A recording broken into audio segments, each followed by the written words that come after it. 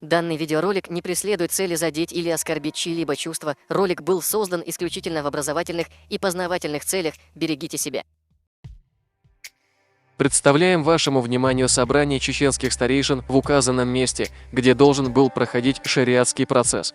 Но так как ингушская сторона снова поступила подло и не выполнила свое обещание, чеченцы решили подождать до вечерней молитвы. В отличие от некоторых, чеченцы сдерживают данные им обещания.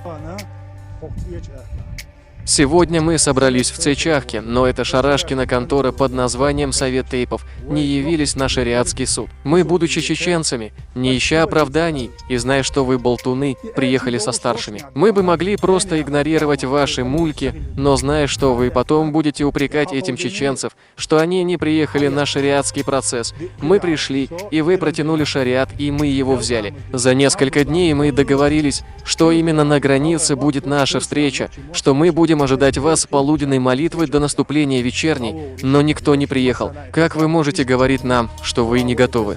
Если вы, небольшая кучка, перестала бы заниматься провокациями между нашими народами, был бы мир и согласие. Но вы препятствуете этому. Я вчера заявил и сейчас заявляю, что вы болтуны недостойные. Мы узнаем, что говорит нам закон, и сделаем все возможное, чтобы вернуть чеченские села, которые остались у вас при разветвлении наших народов. Мы будем стремиться к границам 1934 года.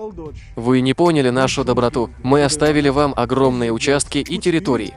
А вы решили пойти еще дальше и урвать у нас дополнительно чеченские территории, никогда не принадлежавшие вам.